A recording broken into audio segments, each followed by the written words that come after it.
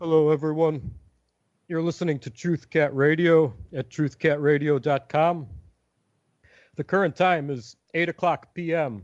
Eastern Standard Time. That's East Coast, USA. Although I'm broadcasting from Chicago in the U.S., my name is Richard Kary, and this is Beyond the Matrix. And I'd also like to say hello to JP and everyone over at Wolf Spirit Radio. In addition to TruthCat Radio, we have a simulcast over there at Wolf Spirit Radio. So I just want to say hello to all those listeners as well. And today we have Mikkel Clair Nissen joining us. We're very fortunate to get him here, and we're going to be speaking with him in just a moment. I do first just want to mention to everyone that we are completely listener supported here at TruthCat Radio. We are not accepting corporate advertising whatsoever. We don't do any sort of monetizing. All the archives are free.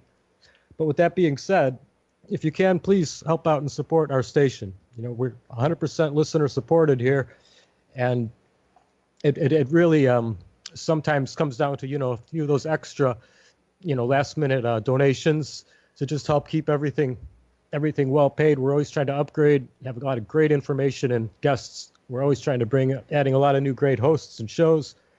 But please help keep us running and keep this completely uncensored, independent information of internet radio alive.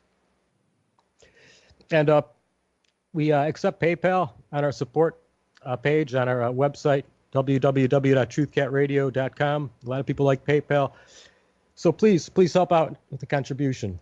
Any little bit helps in the independent media. And on Facebook, please like our pages and groups. We do most of our promotion through Facebook currently. So, and a lot of social media in general, anything you could do to share our, our postings for our shows would be greatly appreciated. So like our TruthCat radio page and our TruthCats news group, our TruthCat page and Beyond the Matrix page. And if anyone wants to call in tonight, the call-in number will be 714-598-3125. That's 714-598-3125. You can also contact Stephen.D.Kelley on Skype if you'd like to call in on Skype. Once again, please help out and support the station with whatever you can. Hello, Mikkel, can you still hear me fine? Indeed, I can. How are you? I'm very good. I'm very good. How are you this morning? Well, I'm just about awake. Right. As you know, I'm in Thailand, so when you said it was PM, I'm kind of disagreeing because here it's AM. Certainly.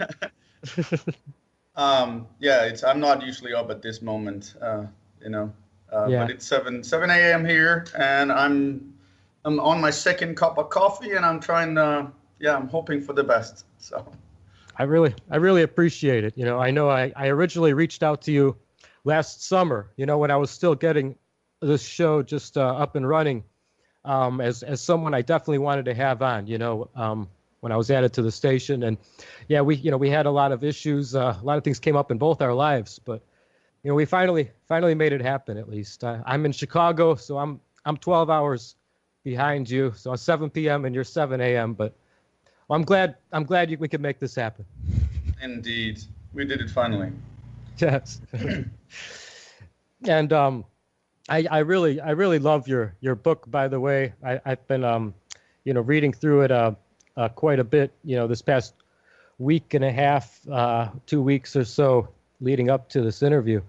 And for those who don't know, Mikkel Clair Nissen here is a writer, researcher, analyst, and philosopher. I know you're working on much of his own philosophies.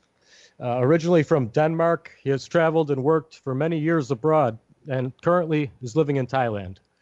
And Mikkel is the author of the book Manipulism and the Weapon of Guilt, Collectivism Exposed.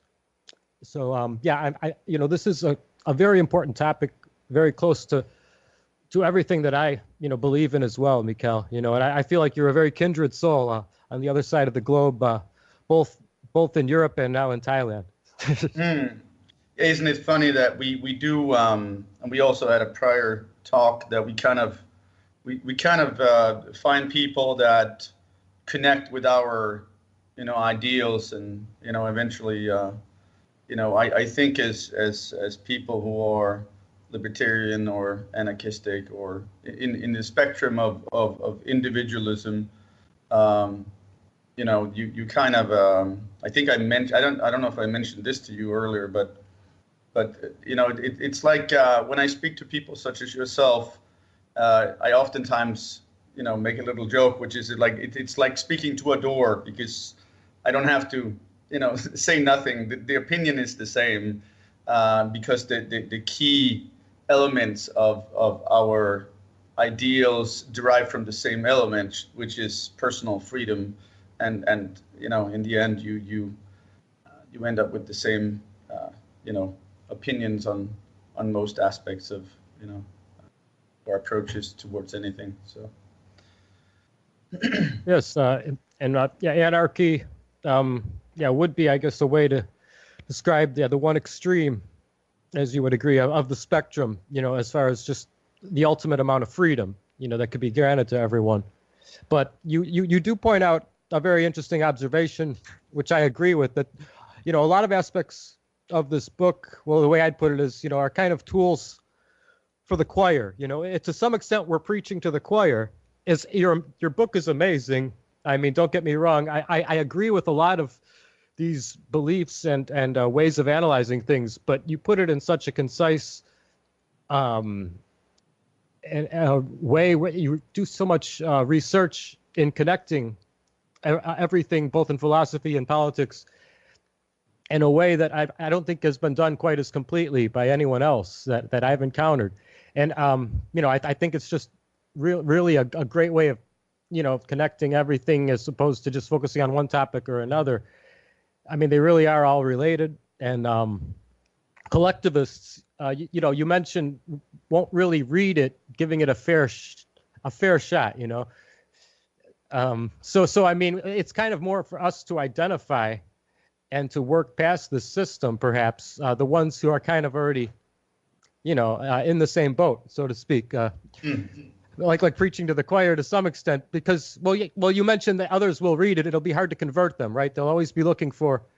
I think that's exactly one aspect that I work with in the next book that I'm going to publish, or not book, The Philosophy of Individualism, which I've been working for quite some years, and I don't know how many years it's going to take until I publish it.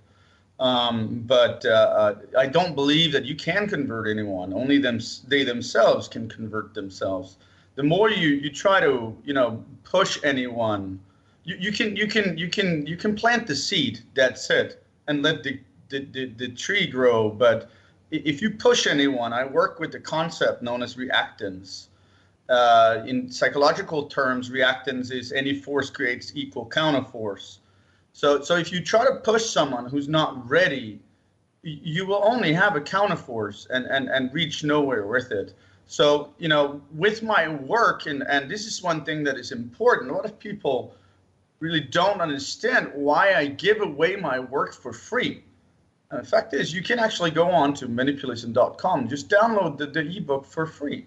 You can even listen to my book, audio book for free on YouTube.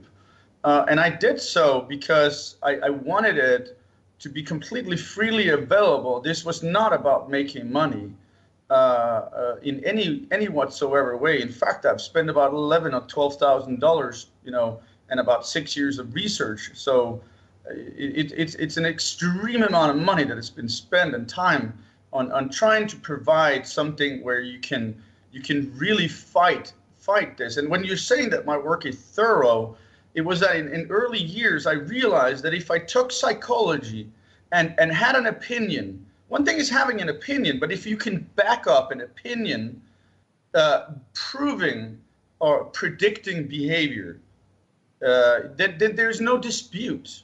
There is no dispute. And the problem is that when we indoctrinate people, or not we, but when people are indoctrinated, there's no way they can oppose their own emotional reactions, deeper emotions, because everything comes down to one concept, one element, which is narcissism.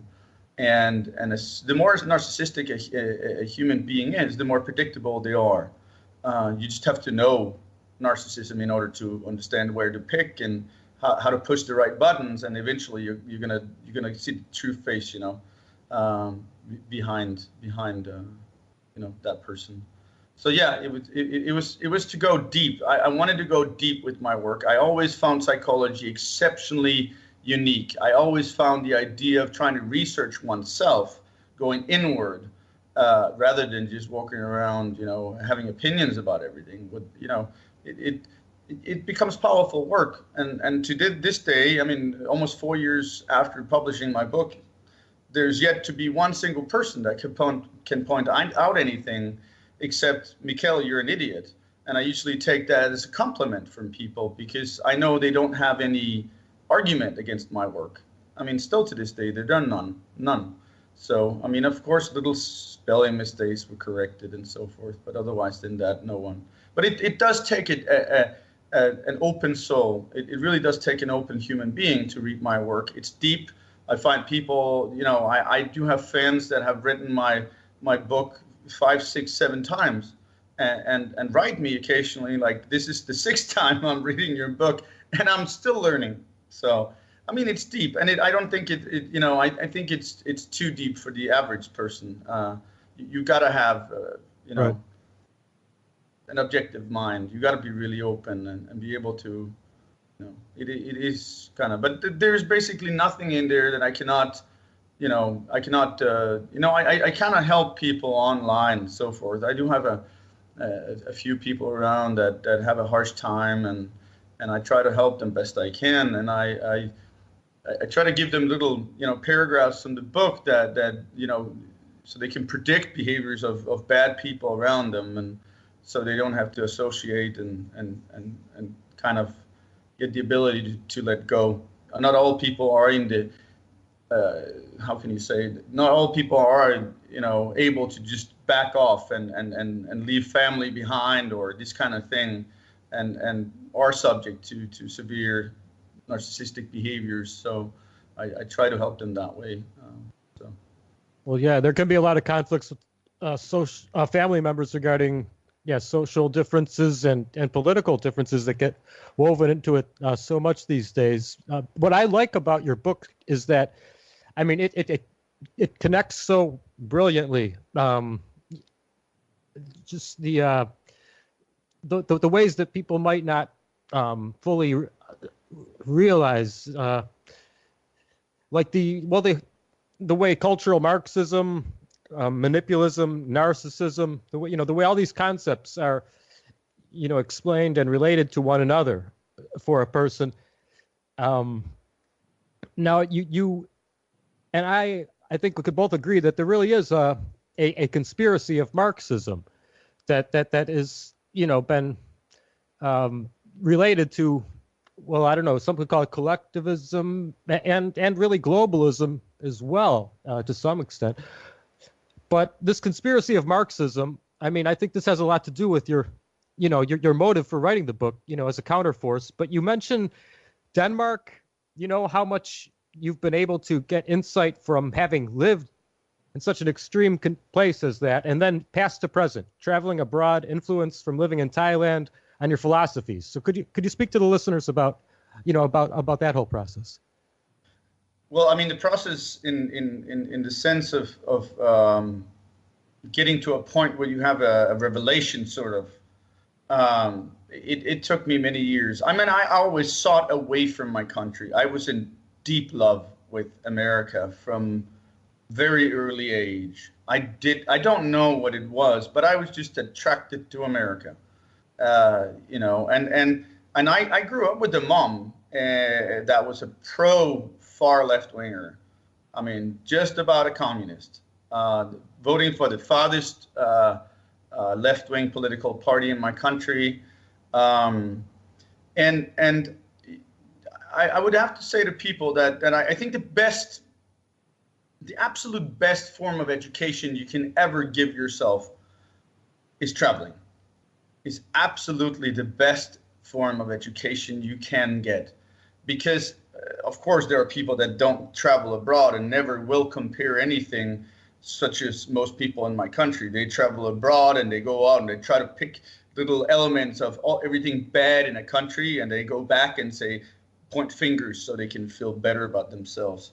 But that's what you get for a unique society such as Denmark's, because opposed to what's unique about Denmark versus the Russian former communist country that it was, is that in Denmark you have open borders. In Russia you couldn't just leave the country. You were kind of in jail, just like you are in North Korea today. Probably not just as harsh, but still people knew that if they spoke out against government, if they did anything wrong, that was opposing communism, they'd get in big trouble and probably even get jail or execution or whatever. But in my country, you have the ability to travel abroad. You have the ability to sort of criticize society, but the elements of keeping that societal Marxist agenda in complete control is then emotional instead. And actually the iron grip is a lot more powerful in a country like Denmark than it is in communism, because in communism you are literally in jail, but in Denmark you're not. Thus, people have the illusion that they have freedom, but they're completely in jail emotionally. They have absolutely no ability of just traveling to some country and going out there and say, wow, this is better than Denmark. They're so brainwashed from childhood that they don't have the ability to criticize the country. And this is exactly why I ended up writing the book about Denmark, because the hoax about how Denmark is the happiest nation in the world, it comes about when you are brainwashed from absolute childhood, from the day you can walk, by feminist Marxist in kindergarten that bring you up with these elements of Marxism. Then there is absolutely no way that when a statistic, or when someone is doing research on happiness in my country, then when asked, the Dane will never ever criticize Denmark. The only reason why I achieved what I've done and completely turned my back on my country was because I traveled so many years and woke up slowly. Certain elements just connected. And it's not until you see how brown the grass is in your own country that you can really, you got to go to the other side of the fence and really end up looking at your country from a completely outside perspective, because we all feel connected to our collective.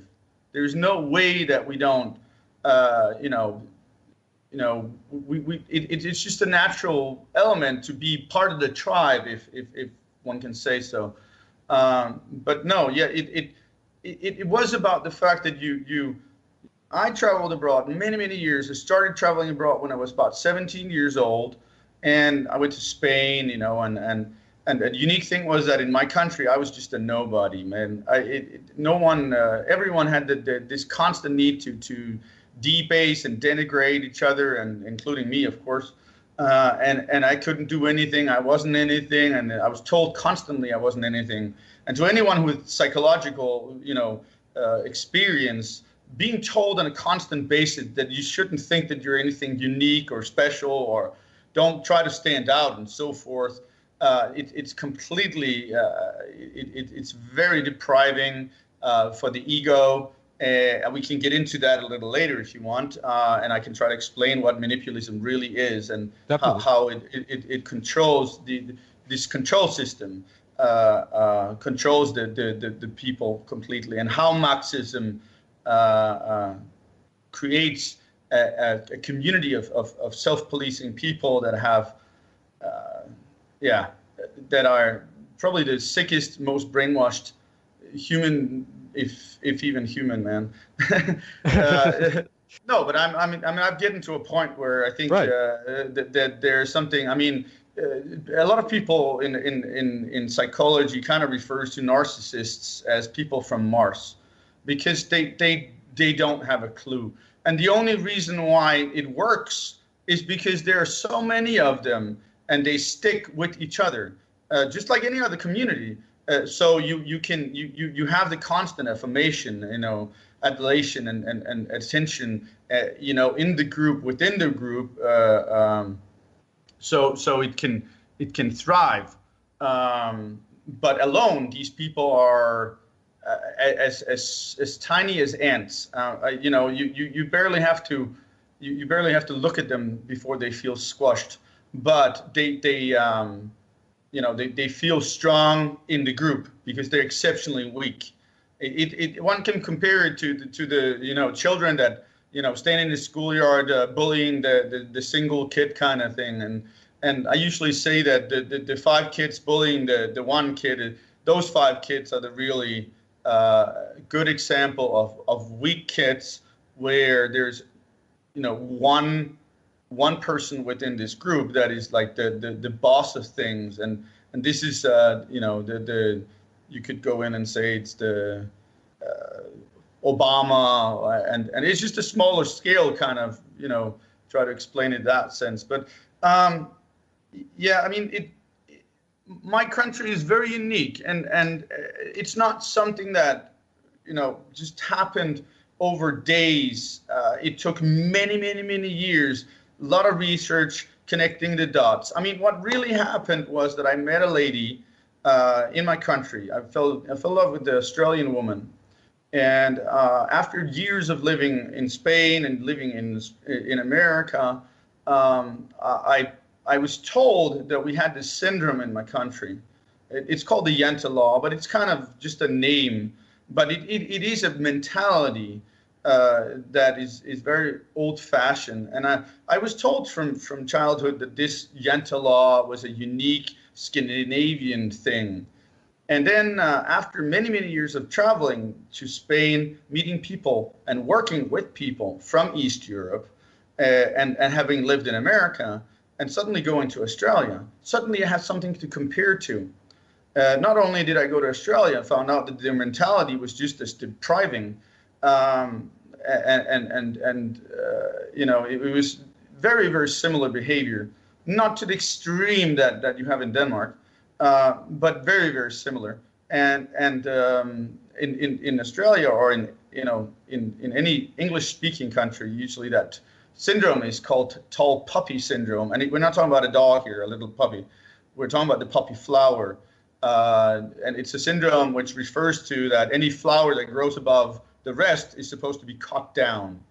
And this is exactly what Marxism is: equilibrium, social equality. That it woke me up, and I realized that, whoa, if we're all supposed to be equal, economically, could it be that there's an emotional element to it too? And that was where I had my revelation, the comparison. Because the thing was, in Denmark, Australia, all these nations, when I met people from East Europe and so forth, anyone who was left-wing had the same elements. Didn't matter where you went in the world, same character structure. And in America, it was different, completely opposite. So when I try to teach people left versus right, and do understand left and right is an absolute hoax. The paradigm that we are taught today, which is left and right, putting Hitler on one side and Stalin on the other, is a hoax.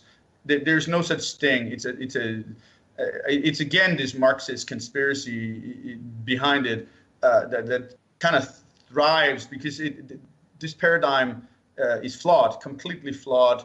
You're supposed to put the centrist in the center, but where is the libertarian then placed, or the minimalist? Because the centrist is not someone who believes in small government. The centrist is someone who's a moderate. That means they believe in fairly big government and so forth. And that means on a left and right scale, the way that they teach in schools and in most places in the world today, you don't have a way of placing all the philosophical elements. There's only one scale that works, and that is that you start off without government and end up with tyranny or humongous controlling government. And they don't allow that freedom end of the spectrum whatsoever, do they? I mean, like the right-left paradigm as it is today. I gotta have that one again. I'm sorry, Richard. Oh, well, no. So I mean, the freedom and like anarchy end of the spectrum, that doesn't really exist in the current depiction in Western politics.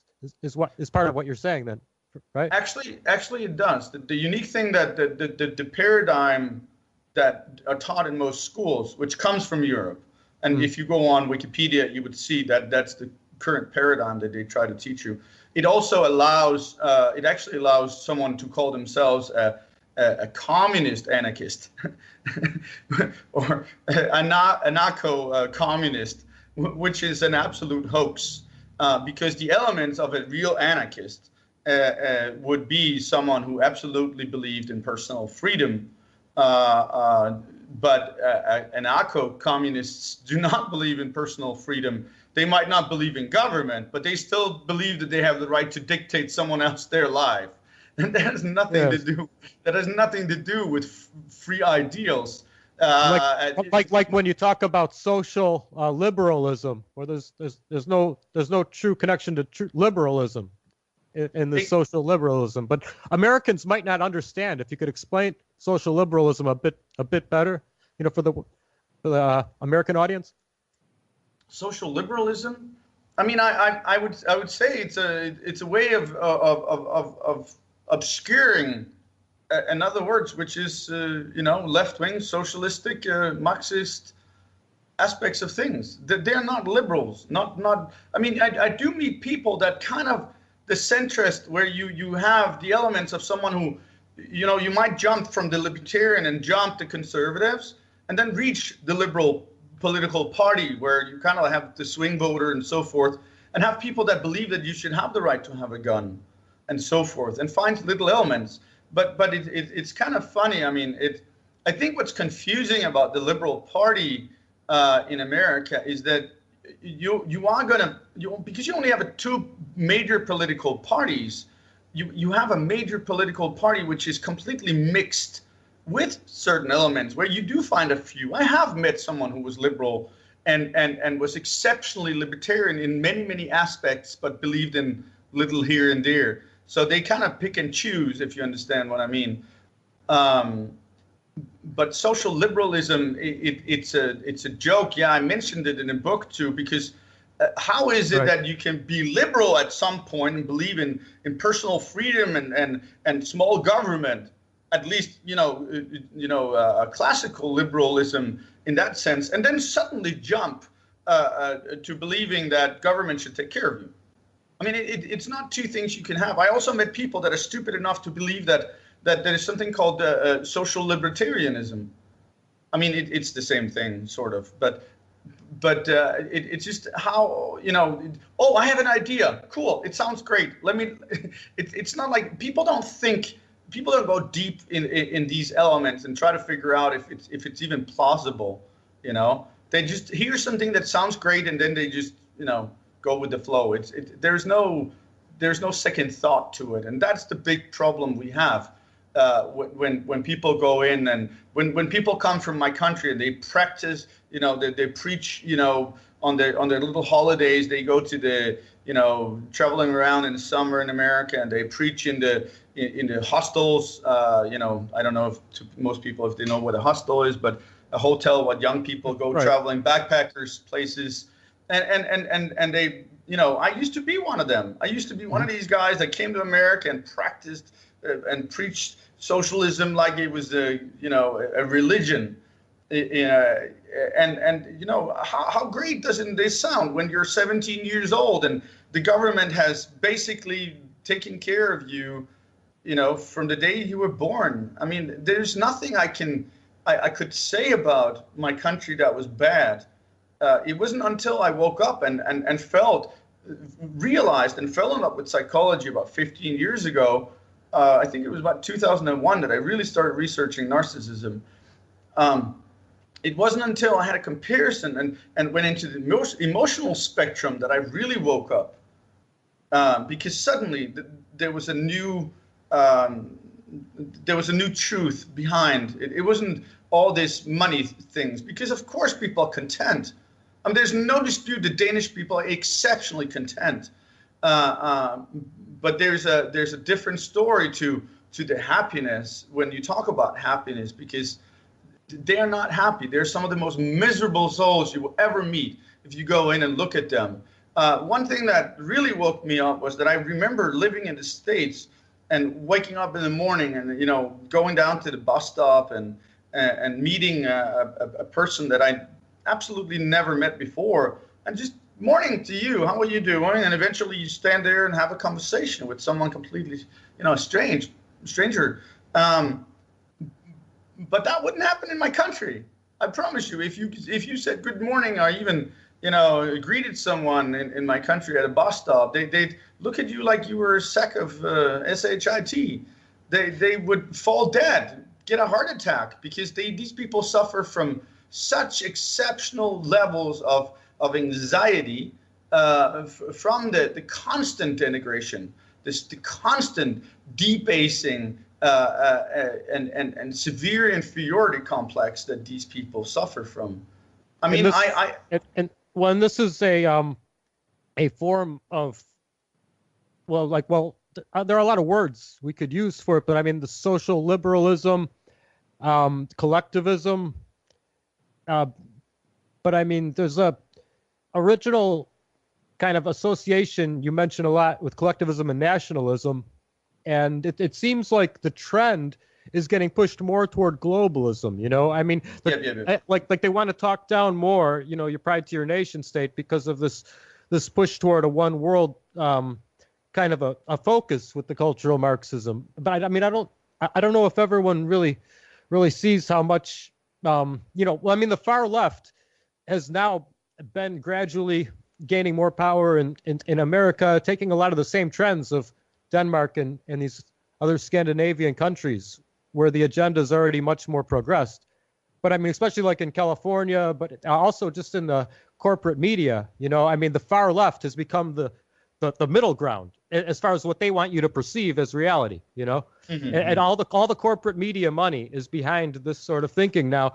And like I said, California, like the campuses and even the young grade school and you know, child care, trying to influence, you know, with a lot of these same things I'm hearing about in countries like Denmark and Sweden. So, I mean, I want a lot of people to realize that this is getting, you know, this isn't the works for everyone. You know, it's just that there are a lot of different stages that different people are are at the moment, you know, now. But, you know, we have to, you know, it's going to get worse probably before it gets better in a lot of places, you know. So I would like you to just, I don't know, the cultural Marxism by the far left is being used as a tool employed by collectivism, you know, also like globalism. I think it's important to understand that what the real far left, or in any case, people that manipulate, what they do is they use euphemisms. There are always euphemisms for everything, and this is why you end up with words such as social liberalism instead of just saying socialism, because in many elements of it, of course, it used to be a bad word in America. In my country, it's not a bad word. You know, 99% of all people in my eyes, not 99, but let's say 90% of the people in my country are definitely socialists. They might call themselves different. They might, you know, but they're all socialists. The farthest right-wing political party in my country is center-left. 70% of the people that vote for the farthest right-wing political party in my country believe that education should be provided by government. They should have a paycheck for going to school, et cetera, et cetera. I mean, so you can kind of, and even to meet that kind of idea, you might have to move quite a little, you know, stretch into the, you know, into the radicals within the you know, liberal party. So I mean, my country is best described as neo-communism, absolutely neo-communism. If you look at the elements of my country, what Denmark has done and achieved is probably the closest attempt to ever achieving a perfect Marxist society. There's nothing that comes even close. It is the highest tax country in the world. And when you start comparing these things, there is not a big difference between taxing people or not. It's kind of convoluted. But government taking back no less than 80% of all earnings from you through all means of levies and your personal paycheck and sales tax and so forth. But eventually, government takes back no less than 80%. Tax or levies in general. And then when you compare this element of you being someone who earns a paycheck of $3,000 and then they take 80%, and then someone in Russia that might make nothing, but government just gives them a little bit exactly what they want, what they need, right? I'm not saying that Danish people are not well off, but the idea is just turned around and becomes convoluted because Danish people are completely manipulated by the fact that they are actually earning really good money. They are paid well and so forth. But there are certain obstacles to being paid well because that means companies have to pay a lot more, and most companies that are not completely brainwashed and nationalistic, they move abroad and find better places to get employees that can do the same thing for cheaper money anyway. But the main point is that Danish people are given the illusion that they're paid well, but the second that they've paid their rent and power bill, let's say you have $1,000 power bill, of course that would be pretty extreme, but let's say it's $1,000. About $900 would be absolute levies and duties and fees and all kinds of government stuff. Only $100 would be the actual power. So just to give people an idea of how government goes in and finds ways to basically steal everything that you have and own and your earnings. So it is a unique form of communism, achieved through democracy. Everything more or less is owned by government. Electricity. Airport, airways, trains, more or less everything is owned by government.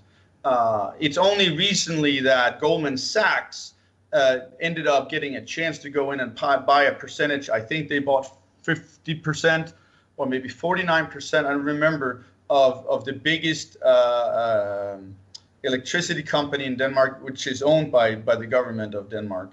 And this is exactly what happens with what is so horrendous about Marxism is that it gives anyone the illusion, it appeals to the weak mind to believe that they can achieve the same as anybody else and they can have the same and we can all be equal. So that means it appeals to the envious and weak mind instantly.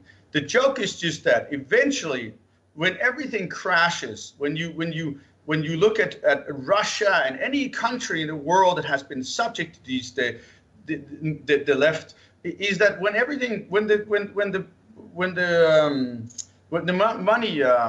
the wallet runs dry, government wallet or whatever, eventually it does, and then eventually everything's going to be sold out, and the big corporations move in and buy everything. And already now you see the process in my country. Of course, it's a slower process and it's very unique because Danish people actually are so brainwashed that they love paying taxes. If questioned, they would even want to pay more in taxes. You cannot find people in the world that are as perfectly brainwashed. I refer to Denmark as the perfect totalitarian society. I mean, there's nothing that comes even close. When you go in and research what Danish people are subject to, it's an extremely unique concept. And Karl Marx was quoted for saying that that a democracy is the road to communism. And yes. Denmark. And these like well, these trade agreements, the EU. I mean, they all have the signs of this sort of lowering everyone economically. That this cultural Marxism is inherent, I think, in the EU. Wouldn't you say? I mean, the EU is absolutely socialist. I mean, yes. It's just a new mecca. I mean, all of Europe is completely. All of Europe is completely socialist. I mean, when you talk about right wing, the only place in Europe you would meet something that comes even close to something that would have the signs of anything to do with right wing ideals, you would have to go to Switzerland. It's fairly freedom enthusiastic, but the elements and brainwashing, you got to understand, and what is so important to understand for people is that there is no dispute. You can come to me and tell me I'm whatever I am, but there is no dispute. There are two elements to the Marxist or socialist or whatever they want to use as euphemisms for the same ideals. If you believe in this, you are suffering from narcissistic personality disorder. There, of course, the other choice, which is someone like me, who was driven by severe narcissism in my younger days. And from a psychological perspective, I was lucky because I never really suffered from envy. I didn't have it. I loved people that was better than me, but I had lots of elements of narcissism in me. And then, of course, another trait within the tendency of arrogance, which is hypersensitivity to criticism. If you have those two, you will find that the individual, if they have both traits, they will suffer from malignant narcissism. And you're now looking at psychopathic levels of narcissism. I know it's confusing to people that don't understand psychology well.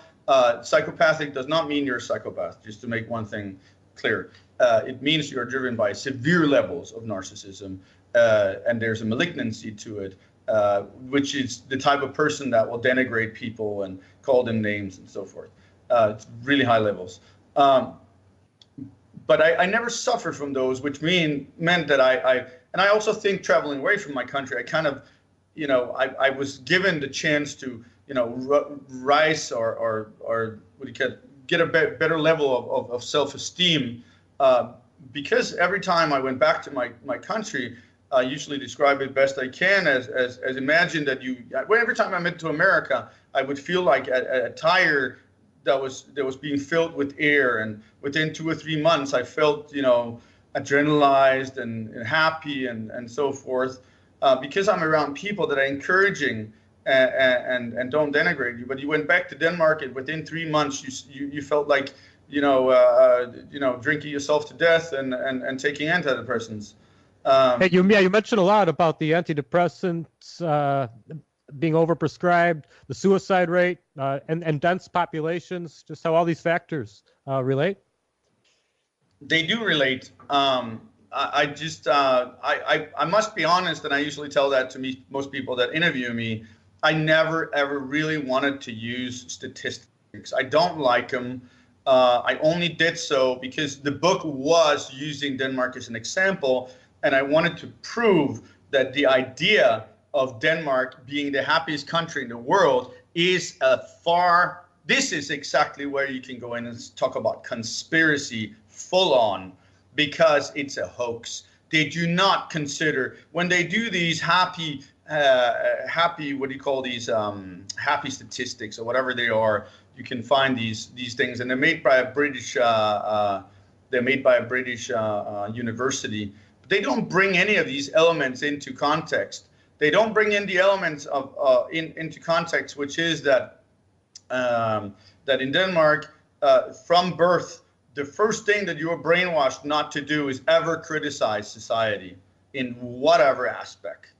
So if you can't criticize society, when asked if you are happy and so forth, how can you have an opinion? You can't. You mentioned individualism being attacked at a very young age, therefore. And then you mentioned the antidepressants prescribed really because someone is really kind of acting out because of this attack to their individualism. I mean, they're just a young child and already. I mean, yeah. from a psychological perspective, if I was, I can take you literally, Richard. If you give me a month and give me the honor of a social experiment, I can make you my slave within a month. I literally could. And I'm not joking you. When you research this stuff, and this is exactly where manipulism as a social psychological theory comes into, perspective. The power of the narcissistic mind is a lot deeper than most people would believe it is. Well, yes, that's definitely where I wanted to get into with this. We have about 10 minutes and then a 5-minute break and then the second hour. But yeah, I definitely want to spend a lot of time with this because, well, I mean, yeah, it also relates really to how, the left is being used with the cultural Marxism toward this. But I mean, the left-wing idealism as a psychological disorder and just this entire, well, just this sort of fixation on, well, really, everything's really twisted upside down in the way people are perceiving a lot of these things. Isn't that kind of one way to? Of course, they live ideals that are a hoax from the minute they open their mouth. I hear people, and I'm not religious. I do believe in something bigger, so I'm agnostic in that sense. I do believe in a higher force, something, but I don't name it in whatsoever way. But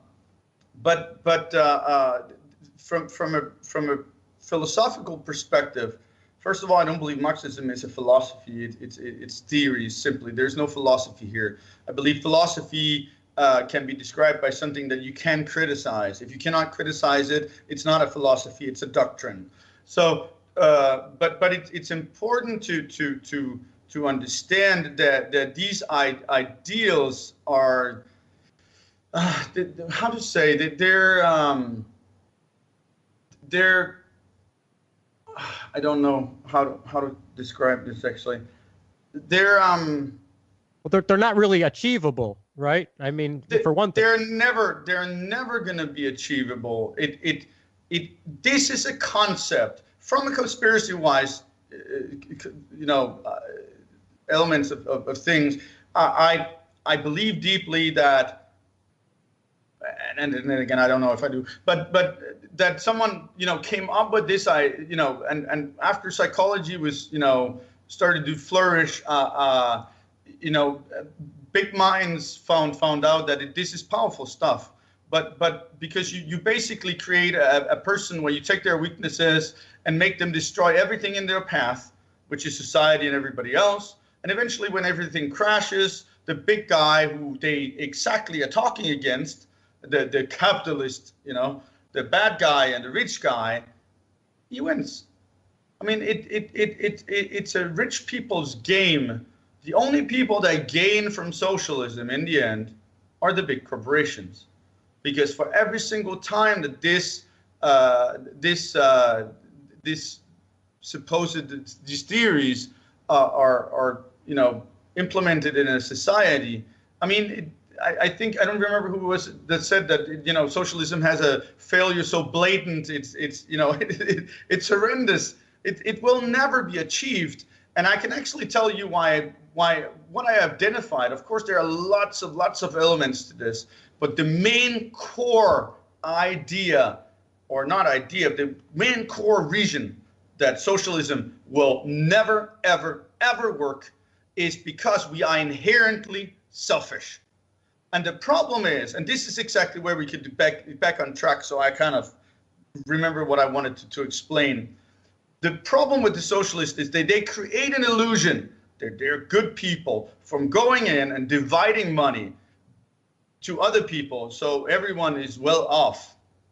The joke is just that the reason why they want to help others is a diversion technique from this narcissist to divert your attention to caring for everyone in society so they themselves can gain from it. It is not really about other people. The socialist only does and say, oh, but what about the weak person? This is about him or her and she's blah, blah, blah. But behind this, they want their own education paid by government. They want this welfare. They want all these things themselves. It's all about them.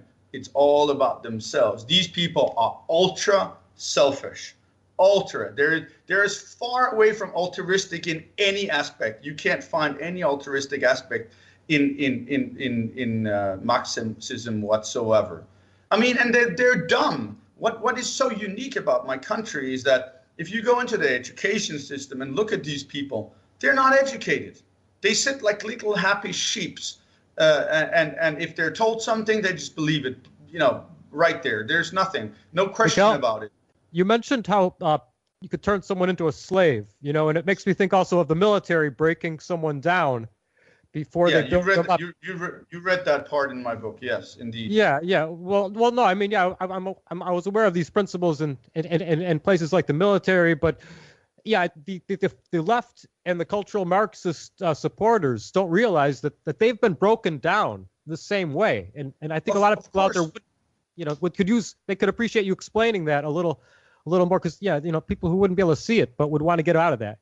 I think we're probably better off doing that on the other part, because this is pretty long. It's deep, and I would have to go through certain elements of okay, how Michael, hang on a second. Are you getting involved here?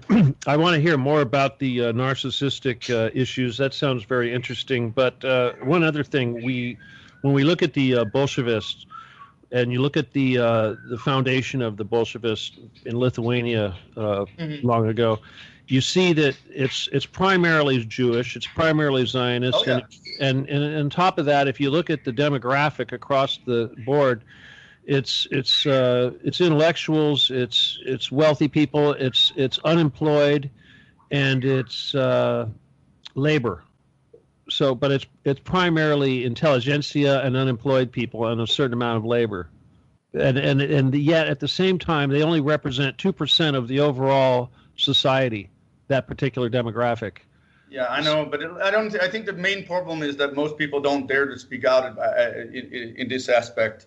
Very few people dare to speak out and say that there is something rooted within certain communities. I don't like to point fingers because I don't have. You could say that Zionist. Okay, it is those communities. Yes, I know we can. I agree. But I kind of work when I work with things. If I cannot prove it 100%, then I kind of let it sit there. I mean, to me, what is important is not really who or what word we can put on who it is who's behind it, because someone is behind this, and this is not some there is a conspiracy. There is something deeply rooted here, and as the world is learning about psychology, learning more and more and more, and the type of stuff that I teach, the more I'm not the only man. What I'm trying to teach people about owning someone emotionally is something that the bad guy also understands. So, I'm not something unique in this aspect. This is how they control entire communities when they do elections and so forth. So there's nothing to do. I mean, to anyone, go out there and research. It's even free. Go and watch the movie called The Century of the Self. That is good stuff about how the big guys really understand psychology and use it against them. But what I wanted to provide to humanity was a way to understand how and give people tools back to understand how they're being controlled. I relieved myself from it, and I was deeply controlled by my nation, the people around me, and so forth. But I do believe I have to ask you a question about Denmark. Okay, this is a tangent, but as a Danish citizen, I have to ask you about this because this is something that is an anomaly with Denmark, and that is two things. The continued the whale slaughter, the dolphin slaughter, whatever it is that they do, and the recent shooting of Cecil, the giraffe over there at the Copenhagen Zoo. Do you remember that? Absolutely no idea. I don't have. I'm sorry, Stephen. You haven't been in Denmark recently, I take it. I don't care about my country, so I'm not even involved in it. I mean, I hate my country. I was just I wanted to get some feedback. You know, I don't expect you to hate your country. I'm not trying to suggest anything bad. It's just that, you know, there's a society, there's all these things going on, and yet there seems to be this disconnection, lack of empathy, you know, that's just exhibited towards animals that seems to be a really strange thing with the society. Whenever you see a society have a lack of compassion for animals and kind of mechanical like that, you got to wonder what's really going on. So that's kind of what I'm trying to get from you. I'm trying to figure out if you can give me some input on what you think, some feedback. I like your idea, because I do remember a quote from Gandhi about that you know, you can measure what is it, a society civilization level. Exactly, by the way they treat their animals. And it's actually kind of funny, because I live in a country currently, Thailand, where you know, I can walk. Yesterday I was laying on the beach, and one or two birds came over and walked in between our stools here, and I mean, you will see that animals in this country are treated unique, very well. They are not afraid. Birds walk around you without any fear whatsoever. I want to say this, when you mention whales and so forth, it is a very, very small island group which belongs to Denmark, called the Faroe Islands. They're up north. They're placed somewhere above Britain, in between Britain and Iceland. It's not the Danes. We don't really have whales in Denmark. So the slaughtering of these whales and so forth, it's Norway, and it's the Faroe Islands and Iceland, I think, that are involved in those elements. But yeah, there is an extreme feast that you've probably seen circling on media about how they you know, kill thousands of these little whales at the beach somewhere. But that's a very small community. It's not really Denmark. It's actually a little island group. There was the Copenhagen Zoo. Have you ever been to the Copenhagen Zoo by chance? Yes, I grew up in the... They had a... Okay. I was just that they had this giraffe there named Cecil that was pretty popular over there at the zoo. And then one day they decided to remove Cecil, so because his breed was kind of redundant or something, and they thought, well, we're going to feed him to the lions or something like that. So somebody snuck up and it was crazy stuff. But the thing is they've done this before over there. They're a little weird about that, where they'll have they'll shoot a zebra or something, and then they'll bring in the school children and they'll dissect it in front of the children. Very, really weird stuff. Or they'll. I'd imagine that they would. I mean, I mean, anything I hear about these people. I mean, there are a lot of people that do care about animal welfare where I'm from, and it's usually the type of stuff that follow with liberalism too, kind of curiously. Well, that's a good point. That's a good point. It's a numbness. You know, and I'll tell you, I think the thing to focus on here is compassion and empathy, because I think this is symptomatic of the society that embraces these concepts, because you're talking about economic political systems, and how the psychology, you know, like the narcissist, you know, and of course these elements follow. If when you, this is exactly why I know that Richard is pointing out is that what I do is I'm trying to take elements of philosophy or political elements and then explain them through psychology. And when you talk about these elements, you cannot, I mean, when I try to explain what is important for someone to do when we talk about Marxism, is that you cannot create a Marxist if they have high self-esteem. It does not compute. It doesn't.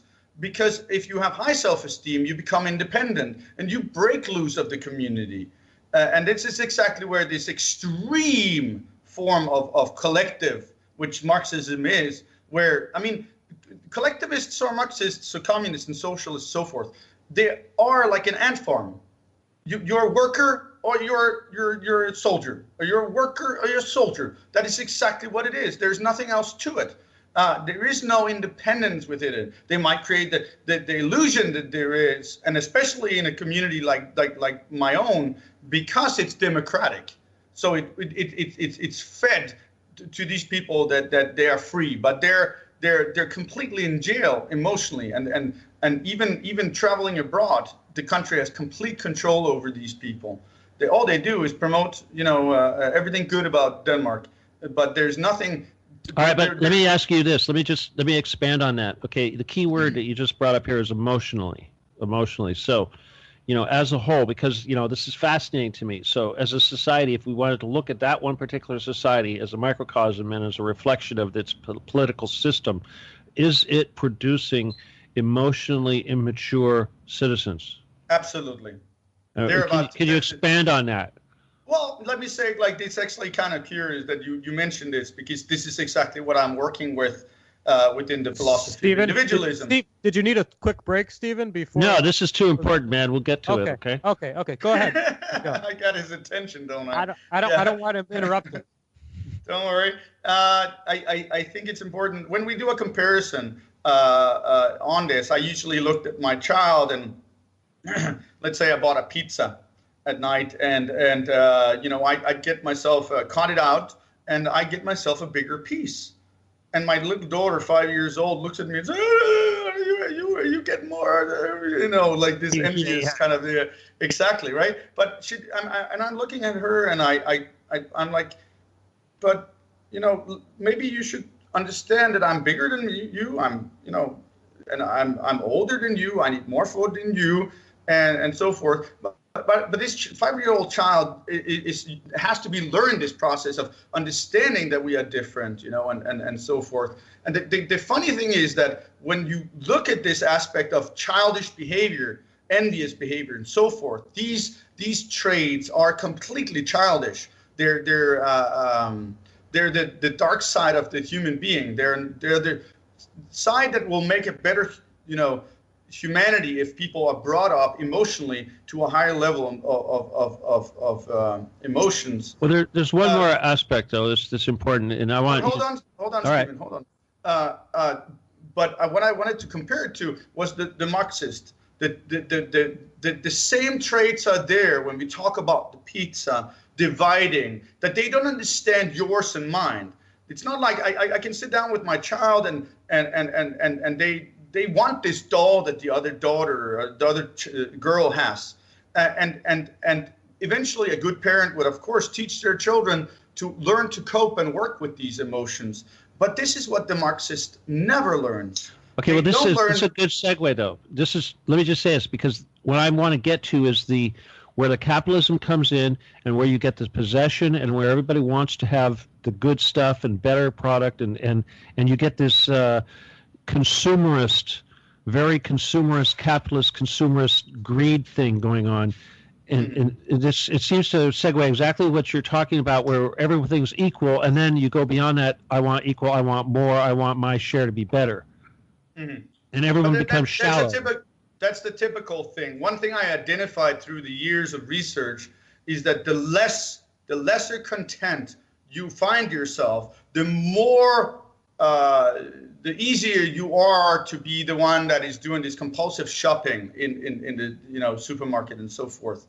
The more content you are within, the less you have the need for buying crap. Excuse my French, but yeah, I mean, so it follows. These things connect. This is awesome. You've taken Marxism and capitalism, and you've shown a connection here involving low self-esteem and trying to fill a void with material wealth.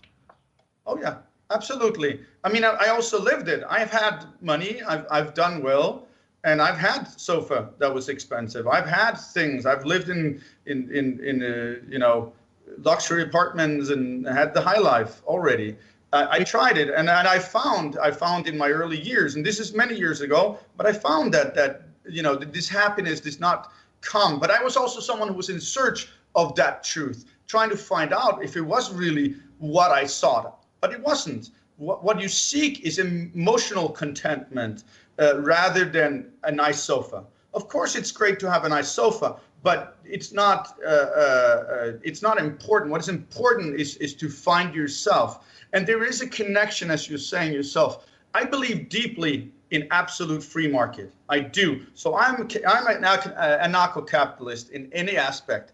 But I also believe in a balance of this, which means that, yeah, I mean, for capitalism to thrive, you have to consume.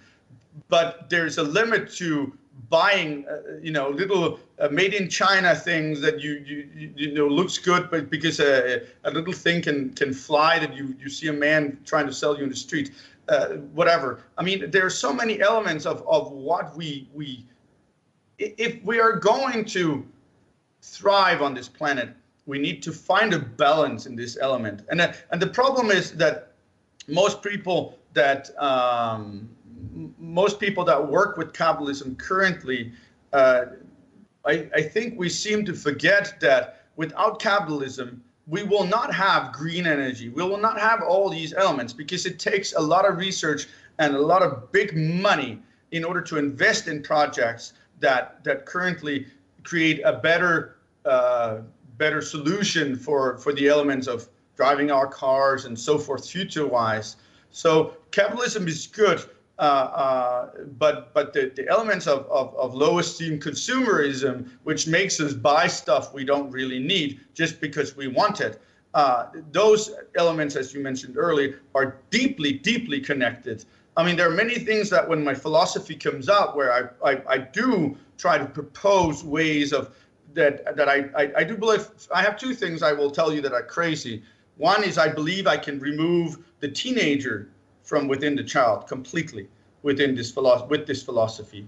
And the second thing is consumerism. When you start building yourself from within, when you start researching narcissism in yourself, you do become content within, and these elements are slowly going to disappear. So yeah, I mean, to answer your question, I think they're deeply rooted, and I would actually say I've already proven that they are. So. Okay, well, let's see. We got to go to a break. I was trying to think of what I wanted to add before I did that. I would just say that from what we've discussed right now, I would say that the key to all of these, to be successful for all these things, especially in a futuristic society, is going to be empathy and compassion. And I don't particularly agree with the necessity of the capitalist model. Because I think what you're describing is actually the concept of raising capital to fund projects. But I know that we do have the technology, we do have the resources and the wealth that just needs to be liberated, and we will have paradise on earth. But the problem with facilitating that, because it's actually in our grasp right now, is that we don't have that empathy and we don't have the compassion, and therefore we will not be able to lose the greed, and we will not be able to become a service to others society, which needs to happen to move away from the selfish service to self model that we're using now.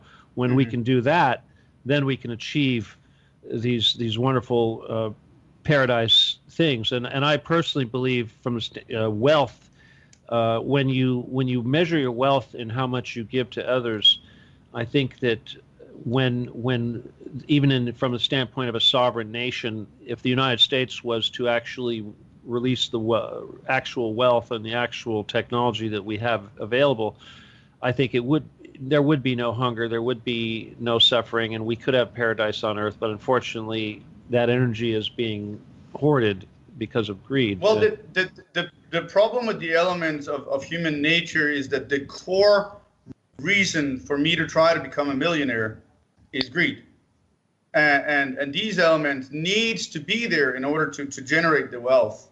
They're common. That's exactly what socialism tries to go in and suppress in people. But it actually flourishes. Well, you're going to have to get familiar with my Occupy the Getty program, and then you'll know what I'm talking about, because that kind of makes everything else obsolete. But we are going to take a break here real quick for 5 minutes and get that over with, and then we can continue uninterrupted. All right, so everyone be quiet. Here we go. I'm going to first of all begin to remind everybody that this is TruthCat Radio, www.truthcatradio.com. We are 100% listener supported, so anything that you drop into our PayPal is appreciated, as we have constant reoccurring bills every month that are 100% dependent on you, the listener, to help pay for. So if you could think about that, that'd be really helpful. Also, we need your guys' support on social media. If you are on Facebook, and we assume you are, we would like you to join our Facebook page. If you have not done that, it's very important that you do that, because 90% of our listenership does come from the advertising that we do on Facebook. So we would appreciate it if you would join that page and help us by sharing our various ads to groups and your own page, and help your friends become advised of what we're doing here. My show will be up in about an hour, a little bit less than an hour, the Stephen D. Kelly Show. It's going to be titled Jedi Time, and I will be going on a rant and basically be telling everybody what's wrong with everything. You know, I love it. People love it when I get angry on the radio, but apparently that's what is popular. But that will be the end of the live broadcasting until we come back on Monday with our light and fluffy Metaphysical Monday that starts at 6 p.m. Eastern with Sava Wolf and her show Violet Vision, and at 8 p.m. after her is Shima Moore and Metaphysics and More, and at 10 p.m. Eastern is Joan Hangard, a.k.a. Joan of Angels, and her show Angel Essence. On Tuesdays, we've still got Daryl Nichols at 8 p.m. Eastern with the Daryl Show, and Dave Robbins with Mystic Freedom, and that's at 10 p.m. Eastern. And on Wednesday right now, we are looking at Freedom of Choice at 10 p.m. Eastern with Terry Joyce. When we come back on Thursday, when we have our live broadcast from the war zone of the Donetsk People's Republic. That's a 2-hour show, and that's broadcast about 11 p.m., I believe, Donetsk time, and that's 4 p.m. Eastern. Which brings us back, of course, to Graham Sutherland and the show that you're listening to right now at 8 p.m. Eastern. And I want to remind everybody that it is June 15th, 2017. And you are listening to Beyond the Matrix. And if you have not discovered our chat room, please go take a look. Register a screen name, say hello, and get involved. If you would like to call and join the fun, talk about your experiences at the Copenhagen Zoo, you can call us at 714-598-3125. That's area code 714. That's Orange County for you people that know about those things. 598-3125. Okay? All right. And if you're listening to us on YouTube, give us a thumbs up and a good comment. We do like comments, okay? We get lots of thumbs ups, but we'd like to have a comment once in a while and say, wow, that was a great show. Boy, what about that Michael dude? Wow. Anyway, we like that stuff. So, once again, this is Truth Cat Radio, www.truthcatradio.com. We do need your shekels. If you could drop a few of them in our PayPal, we'd appreciate it. Crowns are good. Kroners, yeah. Bots, too, if you're in Thailand. We'll take it all, okay? Anyway, with that, I'm going to return to Beyond the Matrix with Richard Kary. Thank you, Stephen. And hello also to everyone at Wolf Spirit Radio. Hello to JP. Thank you for that. Yeah, I forgot, JP. Thank you, JP, and all you Wolf Spirit Radio people. And we're back with Mikkel Clair Nissen. Mikkel, just before the break, we were talking about how cultural Marxism, as I think you pointed out in your book, and I've heard others point out, it seems like it can work out until you run out of other people's money. You were mentioning how capitalism and private business helps keep an incentive toward a betterment of the society, invention and development and that sort of thing, basically. Now we were talking a lot about how like just the cultural Marxist collectivist kind of real conspiracy, really, that's been trying to sweep countries is it's similar to how like when you're enlisted in the military, they break you down first, and you speak a lot in the book about cultural Marxism and the inferiority complex related to all this narcissism. So maybe you could help define that for people so they can identify it themselves. Well, yeah. So let's start from the beginning. When you work with Marxism, you are brought up under the concept of do not believe that you are better than others. Do not believe you're anything unique. Do not believe in yourself, believe in the collective. and you are told this, you are denigrated, you are stepped on emotionally every single time you try to break a little bit outside there, you are put in place, you're put back in place. That creates inferiority complex. And what is unique is that when you get, and this is why my work is very unique, because the problem is that the reason why Marxism has not been identified as narcissistic personality disorder, or even better, because narcissistic personality disorder is a psychological expression through the psychiatry industry, but severe pathological narcissism, or even higher levels, which is malignant narcissism. When you get inferiority complex, what happens is that you create what is known as the opposite, which is superiority complex. This is what you see in Trump, for example, or people like this. But the reason why you don't see it and notice it on the left is because the superiority complex is suppressed by the community. Do not believe that you are better than others. Do not stand out. Do not express, you are better. Whereas if you find a narcissist on the right wing, you would find someone who walks around bragging constantly and so forth, taking, really showing off and controlling of others. You would see these elements. The only elements that are different in the Marxist is just, in fact, that they don't express, they don't express this self, extreme sense of self-esteem it's as a personal thing. They only express it as a community. So there's nothing wrong with someone saying, we Danes are the best people in the world. We have the best this and we have the best this, and bragging about it to everyone. Absolutely no problem with that. But as soon as you say, I am the best, suddenly you're in trouble, because that is exactly what it does. So if a psychologist or psychiatrist was to sit and work with someone's narcissism, what they don't see in the left winger is someone who expresses superiority complex. And this is how you identify pathological narcissism. So it's not identified because Marxism does not allow it. And that means, Marxism as a theory on the whole obscures narcissism. But well, it's even... Sorry? No, go for it, Richard. Oh, well, it's because it's an ideology that seems to deny science a bit, right? You have to believe that every person is just as capable of doing everything as every other person, right? I mean, Marxism is the most, it's the dumbest theories ever created by man, really. There is nothing that comes close to as foolish as these people. I mean, I had a guy a little while back that wrote on my wall on one of my my better YouTube videos. He wrote that you're stupid, blah blah blah. In Denmark we have free education, blah blah blah, and whatever. And I wrote pretty quickly back. I said, well, if education, first of all, is so good, and if it's free, how come you don't know that you pay 80% in tax? How does that make you educated, saying that it's free? And how, on the whole, these people are completely ignorant.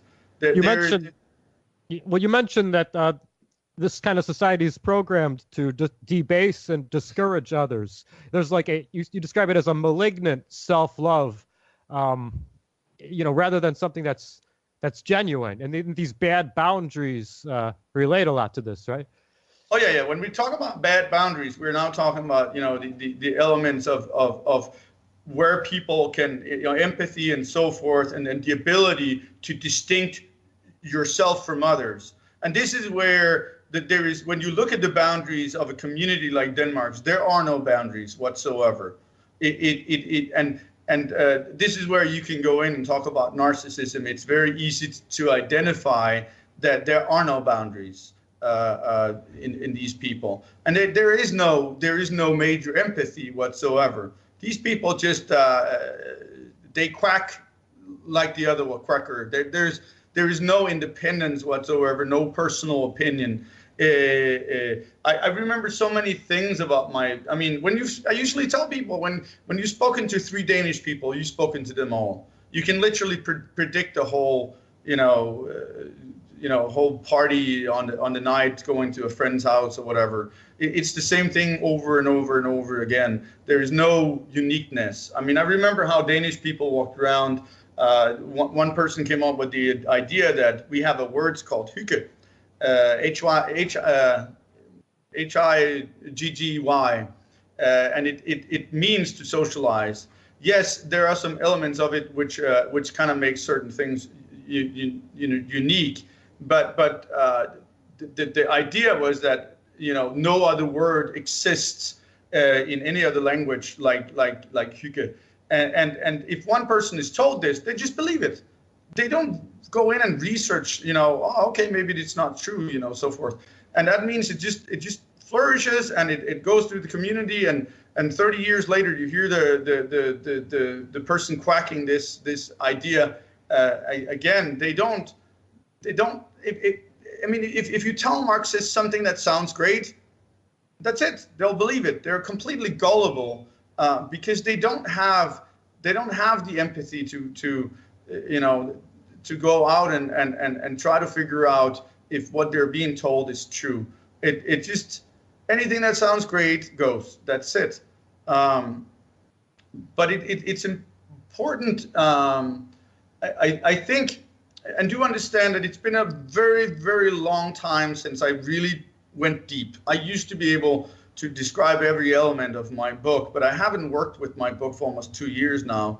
And this is deep stuff, even for someone who wrote the book. I mean, I used to be someone who knew every word in my book because I was writing it, and I knew it by heart. But this is why it's so important. And it was the reason why I wrote a book was that it's so hard to describe this stuff, even as an author.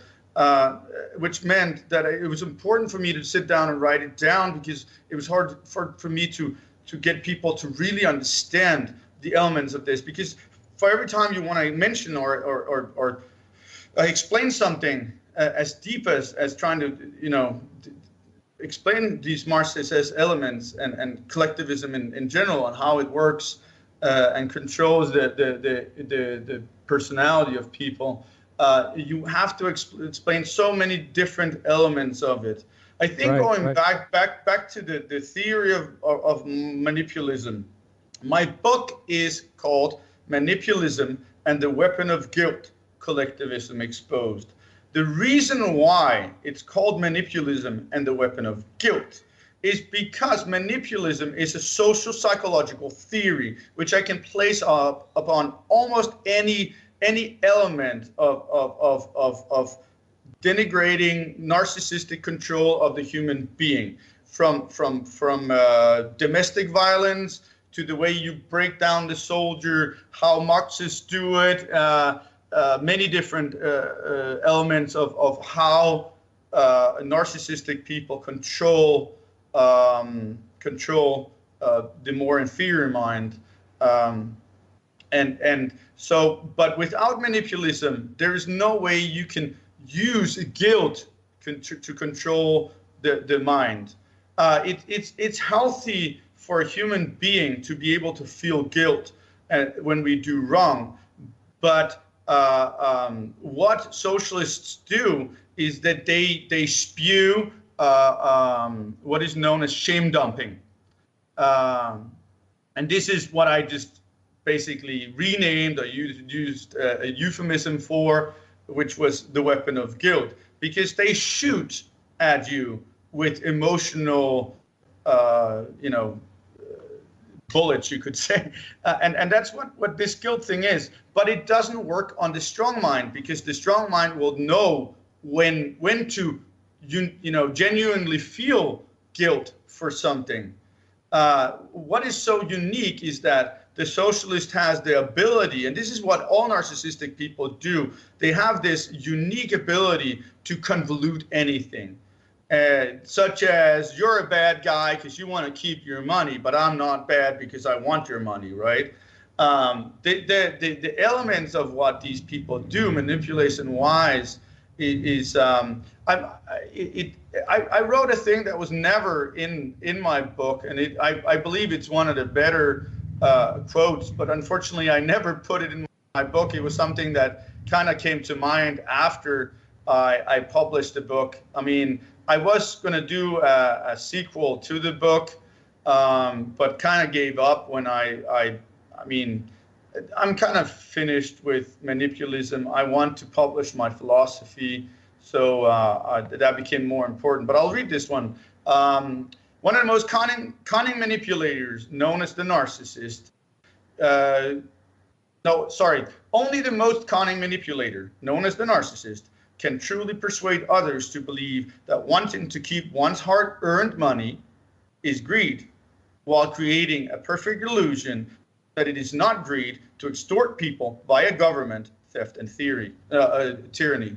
And this is what all narcissists do. They're exceptionally good at manipulation, and this is what is so necessary about Marxism, because what Marxism is really a community of weak people, or exceptionally weak, sick people, that create more and more sick people in order to form an organism of people that can thrive in this illness, in this manipulation. And they will go to any extent. They don't care about anyone but themselves. All they see, and this is, of course, a very natural thing for people that are not intelligent. And I want to say again, I deeply believe, and I know a lot of people disagree with my ideas with this stuff, but I do believe that EQ and IQ are deeply connected. I do have proof that when I was younger, I was not as intelligent as I am today, and it actually, I can see that my IQ has actually gone up after after 15 years of emotional research of myself. And removing, do understand that individualism, from my perspective, is deep-rooted in the fact that I have worked and completely removed certain tendencies as a philosophy. I found it important to go in and find these elements of childish emotions and remove them and try to suppress them as they are the root of all evil in human beings.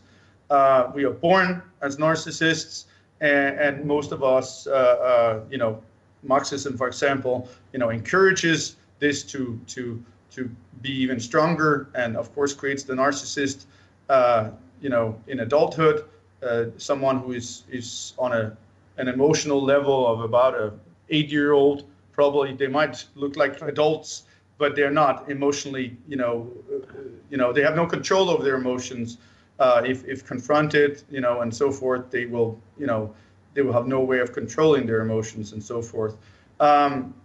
It's important to say that when you denigrate someone, back on topic, when you get inferiority complex, another syndrome or another narcissistic tendency occurs, which is the excessive need for attention.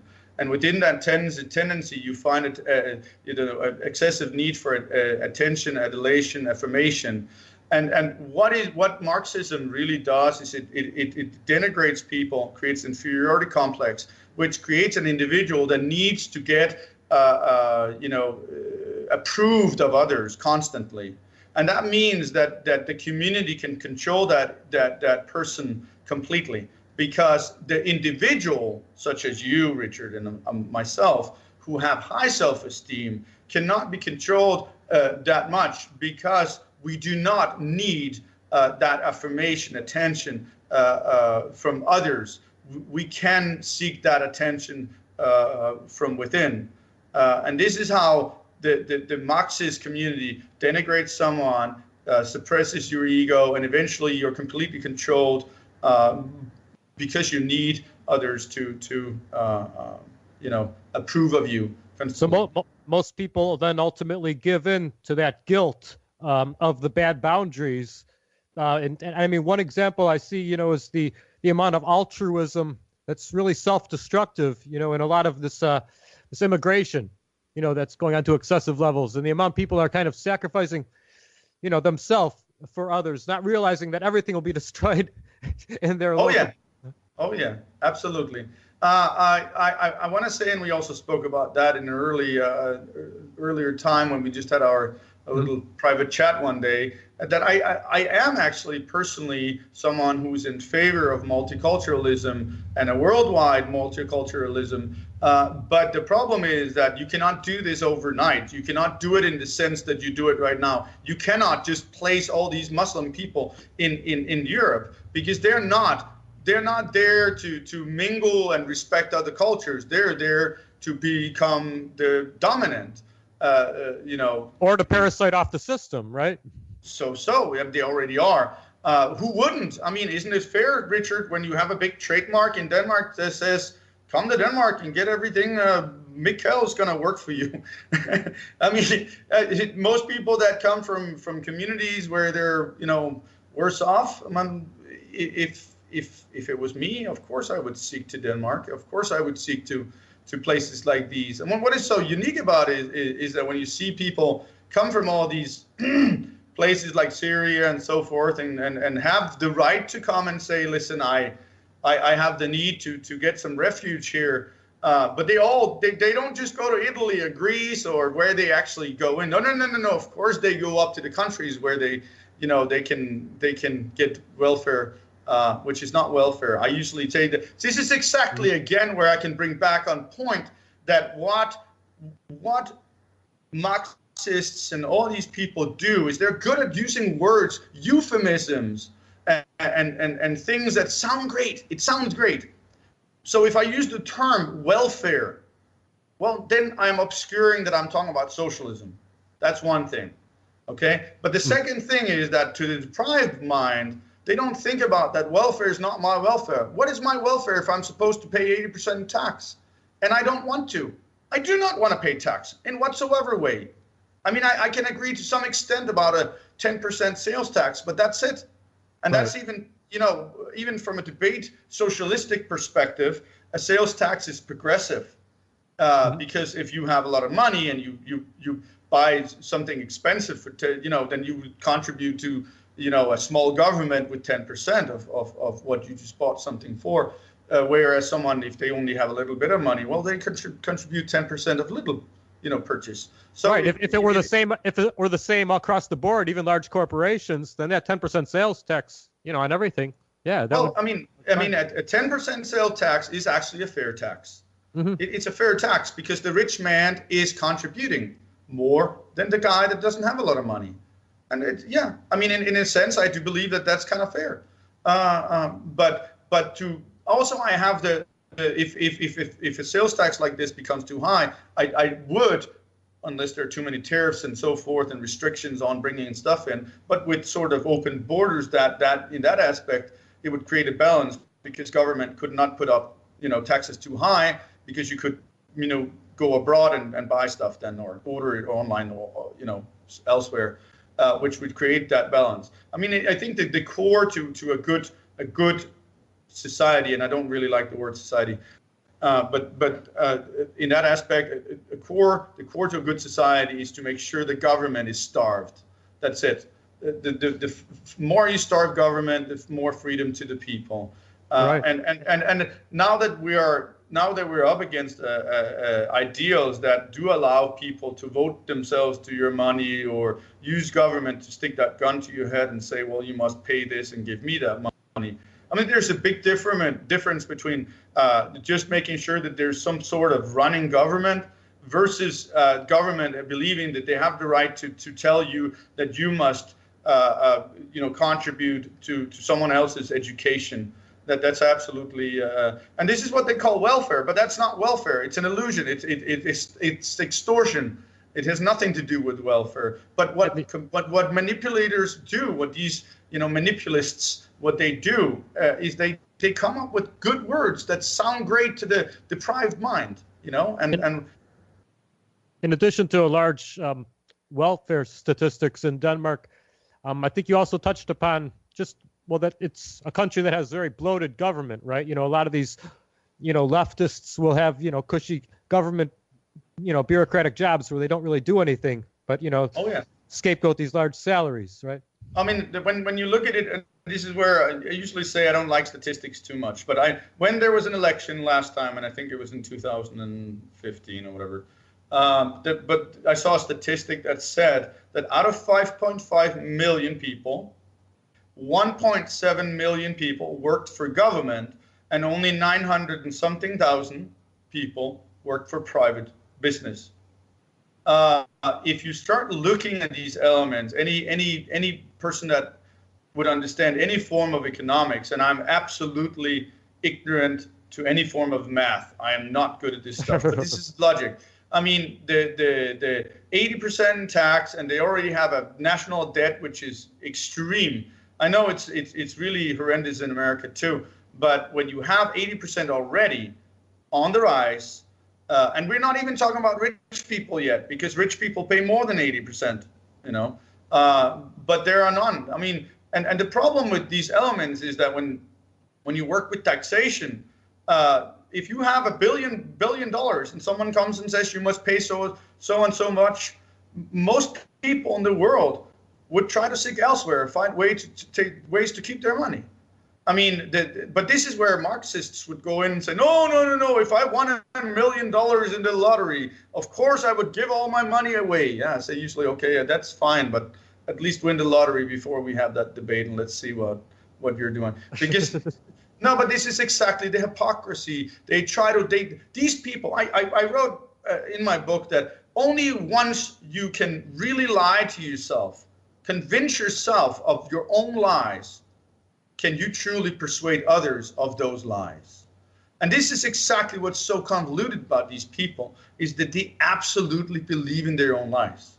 Mm-hmm. They will lie to the teeth, and they will come up with any illusion. But the problem with these people is that as soon as you confront them, you create what is known as a narcissistic injury, and then you have the attack, or so forth. I mean, this is where these people can become really dangerous. And I mean, if you expose them for what they are, they will go to any extent. They will go behind your back, speak. They will try to set other people up against you, and so forth. So this is what happened. This is why I left my country, because I got in deep trouble. Slowly, when my work became more and more predominantly known in America, I got in more and more trouble with government trying to intrude in my personal life. One thing I very personally related to is when you mentioned how you were perhaps a little more perceptive to the influence, the programming of the collectivist society of Denmark, due to your being, a bit less inclined instinctively, toward a collectivist, than most people. I feel like I have a bit of that myself as well.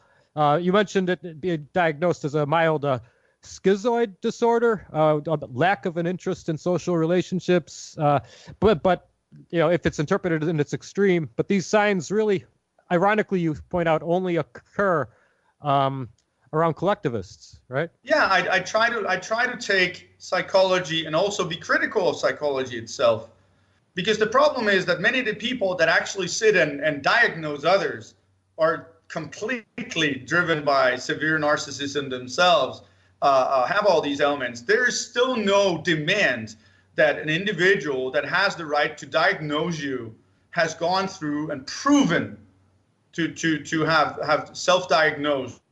I mean, I diagnosed myself as severely narcissistic many years ago.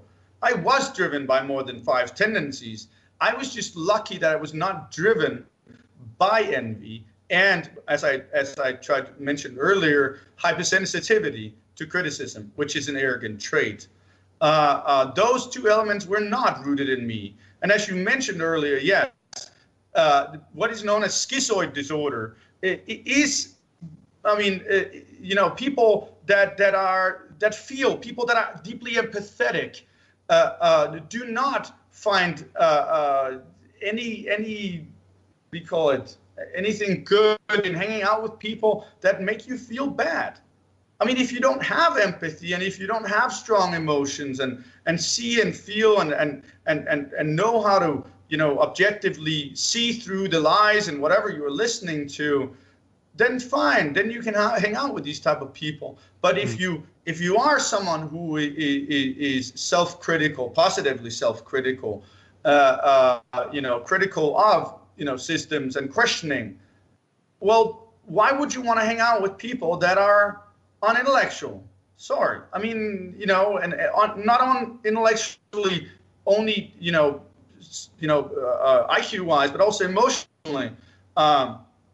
It's just a comment. It's normal. I mean, I love to hang out with people, but I do demand that when I'm talking to someone that I feel that the conversation is intellectual. If we're talking on a level of a 5-year-old, why would I want to hang out with you? So of course people like you and I are misinterpreted because the general community of today are just sheep that just follow. And anyone who dares to say, that's why I wrote in the book that it'd rather stand out from the flock as a black sheep than follow suit in the crowd as a tiny lamb. I mean, the problem is that we are wired differently, all of us. There are different people. I was never wired to be a follower, never. I always sought truth. I always, I was always different. I did not think that school was a cool thing. I, in fact, hated going to school. So people that end up where you and I are, or a lot of people in the individualistic sense of things, are wired differently. A lot of people, I think there are a lot more people like you and I out there, but they are destroyed by collectives.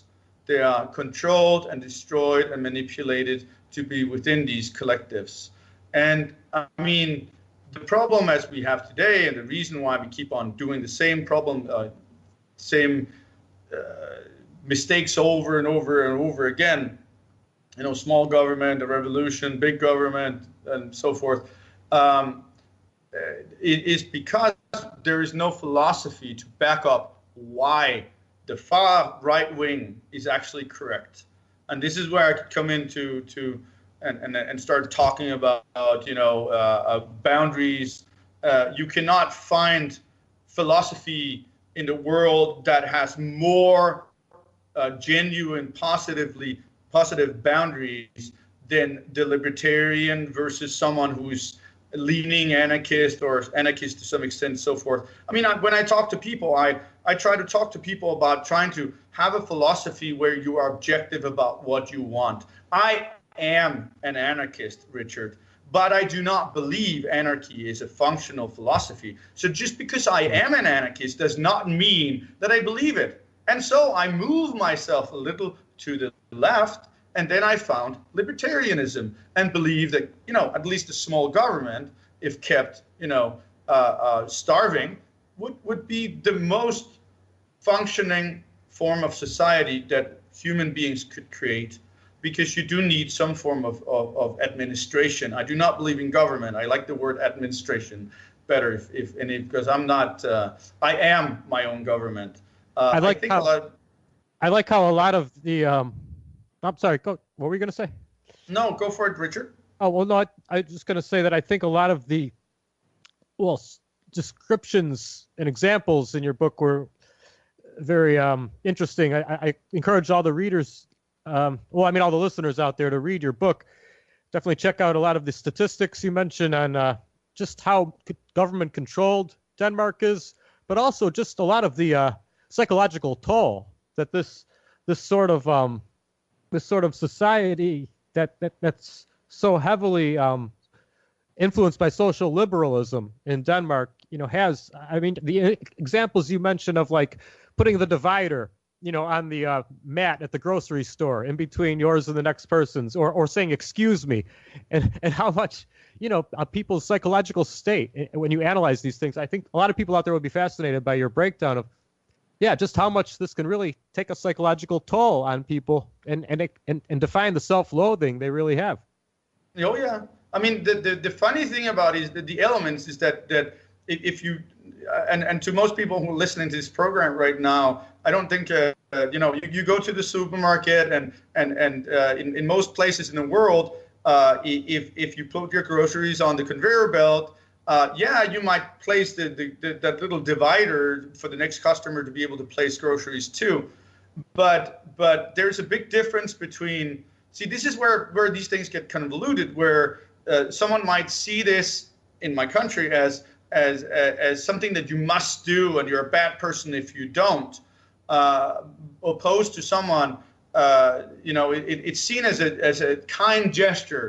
The only problem is that how is it a kind gesture if you get, called names if you don't put that divider down, And the funny thing was that when I went to Australia, I found the same exact traits.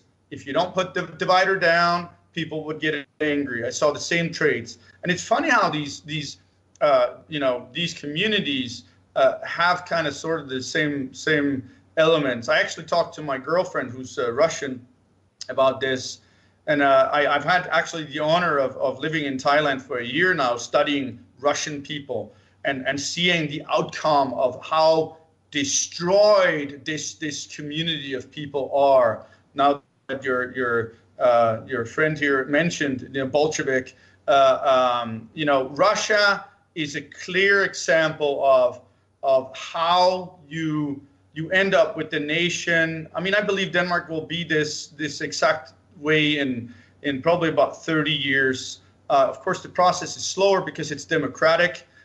Which means that the left is not completely ruining things too quickly, and there is a right, that pulls in another direction, which makes maybe a little more economy, but slowly the money runs out, regardless which way you try to twist and turn it, because the demand for what they want is just too high. But no, I really, I've had the honor of observing Russians, and they're extremely destroyed people. They're exceptionally deprived, very unintellectual people in general, and it's definitely communism. You can see every single element of what I'm writing. The only difference between what I'm writing in my book about Danes and Russians is that Russia has been through a breakdown where Russians are now living all in poverty. I mean, the funny thing about when you talk to people about, take care of the weak people, if you spoke to a Dane and they do their propaganda trip, is that they will never mention to you that the first people getting neglected are actually the people that really need that social welfare the most, people with disabilities. And because people with disabilities are a minority, well, in a democratic country, a minority does not rule. And that means the majority, who are the greedy ones that want their free education, they will choose that free education, which is not free, of course, because you pay % tax, but they will choose that over any, the real person that could really use that if we were talking social justice warriors. But the main point about this is that on the whole, these people are the most selfish people in the world. You will not find something as self-absorbed as the leftist. It doesn't matter which way you turn it. They come up with illusions. I mean, altruism is an absolute illusion. It does not exist. It does not matter how you twist and turn it. I usually confront people like this. I said, okay, if you're altruistic, why is it that you have to why is it that if you're altruistic or selfless, that you have this constant need to try to convince me that you are selfless? Because that's not a selfless, that's not selfless at all. But the problem is you need to go in and dig into this in order to prove what they try to obscure, because they are selfish. They are exceptionally egocentric, egotistic, self-absorbed, and so forth. You mentioned how there's just a large amount of, well, in the sort of behavior. I mean, it's not really fully interpreted perhaps as what it actually is. But I mean, yeah, it's really working against everyone. I mean, the words will constantly get changed. You mentioned you're for multiculturalism, but well, I mean, some people, they interpret different words in association more than others. I mean, this collectivism, I kind of see as what's getting pushed with the globalism. Some people associate the word multiculturalism as code for this globalism, so they would interpret that as similar to the collectivism. It could vary, but I am a globalist, Richard. I am an anarchist. I do not believe in borders. I do not believe in what we have today. One thing that we didn't mention earlier was that you kind of mentioned nationalism. And I think it's important for people to understand that what you have in America is patriotism, which is a mild form of nationalism. Right. There's not one ethnicity. When you talk nationalism in my country, the difference between your form of nationalism, patriotism, and nationalism in a country like mine is that you are for the flag and the country. That is what your unity is based on. In my country, the unity is based on the person itself, that the Dane has blood cells that are red and white like the flag, and that we are unique. And this is exactly what Hitler used, that we are the Danes and we are the pure-blooded. It's completely Hitler, all of this. I don't know. I don't really completely agree with that. I think that's really propaganda from his enemies. Nationalism, can very often get labeled as saying that, you're you don't have to have, a superiority complex to have pride in your own nationhood and ethnicity, And so, I don't know. I think it depends. It varies interpretations from different That's where I'm different, Richard. I take pride in being a human being. And I look at people as people. Good people, bad people. I don't care where you come from. Of course, I can generalize and say I find Russians extremely rude and very destroyed people. And when you meet 9 out of 10 people that are like this, well, then you end up generalizing. But what I wanted to point out was that without this extreme nationalism that I have in my country, where people believe that Danes are unique as a tribe, opposed to Americans, which are kind of connected by a constitution and ideals, then Danes are like brothers, like a family, which is completely different. Those feelings are much deeper. This is why Hitler could say that the Aryan were a pure race, because extreme nationalism is race. It's not just honor and country. And without these feelings, you don't really have the option of creating the bond of brainwashing someone to believe that they should pay 80% in tax, so someone you don't even know should get an education paid by you for your hard labor. You can only do that by brainwashing people to believe that you are a family, a large family that take care of each other. Without those elements, you can't. So those ideals of patriotism in America, you are far away from even being close to something that could look like what Denmark has created. Let me say it like this: I would actually worry less, because the national debt is so humongous that there is no way that if they really tried to create anything near what they wanted in Denmark, America would be bankrupt before they even looked at it. I mean, it's only when you can really brainwash people to believe that you have something uniquely connected to someone who lives in a country of yours. And just because they are there, then they're your family kind of thing. You got to have those elements, and you got to have the elements of brainwashing people to love paying taxes, being nannied like government, like you're a little baby that needs, this help and care. And this is what these people love. They don't care. They would give all their salary away because they're communists. They would give up their salary and love. Now, they're even talking about something which is called like a country salary or sort of thing. And it's yeah. So I'm sorry. Looks like we're just about out of time and just about to wrap up. It's about a minute left here. I'd love to get you back on again in a upcoming show. in the next few months or something, we could continue more. Yes, indeed, Richard. Sorry, I was. All right. Yeah. No. I apologize. I should have given you a little more warning. How close we were cutting it there. But no, there's just so many different places I'd like to continue this further.